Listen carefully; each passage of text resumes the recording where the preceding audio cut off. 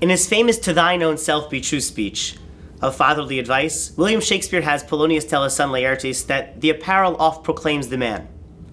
A few hundred years later, Mark Twain is credited with saying that the clothes make the man, an old adage we're familiar with hearing.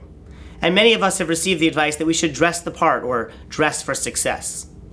At the beginning of this week's Parsha, the Torah commands us to fashion priestly garments, bigdei kehuna, for Aharon and his sons. And the pasuk states the goal of this clothing is lekadisho, to sanctify Aharon, lechahanoli, and to make him a kohen in the service of God. This is codified in halacha with the idea that bisman shebigdeihem aleim, when they are wearing their priestly garments, kehunatan aleim, they are in fact enrobed in their kehuna. But ein bigdeihem aleim, when they're not wearing their clothing, they're not wearing the special bigdei kehuna, ein kehunatan aleim. They are not in the status of a kohen. Practically, this only means that if they do the avodah, they do the service in the temple, not wearing their bigadim, not wearing the bigdei kehuna, the special clothing, that avodah, that service is disqualified. But the question begs itself. Why does the Torah care so much about clothing, about the uniform that the kohen wears? Is the Torah trying to send us the message that in fact the clothes make the man? Many commentaries focus on the description of the bigdei kehuna, the clothing, as lechavod u'tifaret, that they are for honor and for beauty, and that the role of the bigdei kehuna has something to do with the grandeur of the position, that the kohen should look the part. It's royal, it's regal, just like many of the other aspects of the temple itself. I'd like to offer a different, maybe deeper understanding of the bigdei kehuna. We often think of clothing as a form of self-expression, that somehow it reflects our inner feelings, our mood.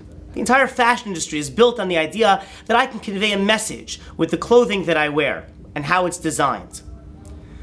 This idea certainly is what lies behind the statements of Shakespeare and of Twain, that the clothing controls how I'm seen, how I'm perceived, and that by deciding and choosing what I'm going to wear, I can somehow control how people perceive me and how they see me to get the desired message.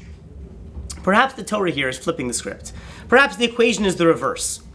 The same way the Sefer HaChinuch suggests that acharei pe'ulot nimshachim halevavot, that our actions can actually drive our beliefs, our feelings, our affect. Perhaps what I wear can also affect my inner being. If I habituate myself to mitzvot, says the Sefer HaChinuch, then I will change my personality. I'll change and influence my character. Perhaps habituating ourselves to wearing certain clothing, like the Kohen does, will actually change how I think and act. While this may sound far-fetched, this is exactly the findings of two professors, Adam Galinsky and Hadjo Adams, who coined the term enclothed cognition to refer to the phenomenon that clothes we wear actually can affect the way we think and act. Based on their research showed, symbolic meaning of clothing and the psychological experience of wearing that clothing, it actually affects my cognition and my behavior. If we use that lens to look at the bigdei kehuna, the priestly garments, perhaps they were intended to influence the wearer, the kohen, as the pasuk says, lekadisho. It's to sanctify them, lechahano, to actually make them become a kohen. That these clothing should affect the wearer to make him take his duty seriously, to act with a certain koved rosh. The realm of the temple is one in general is governed by commandments, specific commandments that guide the ritual practice. In essence, the life of a kohen when he's serving is really dictated by those commandments. It's not a coincidence that the two parshas in the Torah that discuss the inauguration of the kohen share a common root, tzav, and this week's parsha, tetzaveh, or commandment. If the Torah indeed is telling us that the priestly garments influence the kohen, then by analogy, the same thing would be true for all Jews, as we are all a mamlechet kohanim. We are all a kingdom of priests. We too have to internalize the message of the bigdei kehuna, of the priestly garments, in our own lives. If the kohen has clothing whose design is a regal reminder of the seriousness of his role and responsibility within the temple, we should ask and reflect on ourselves. How should our dress influence our thoughts and actions? What is our uniform? What is our dress code? And how does it remind us of our role and responsibility in the greater world in which we serve?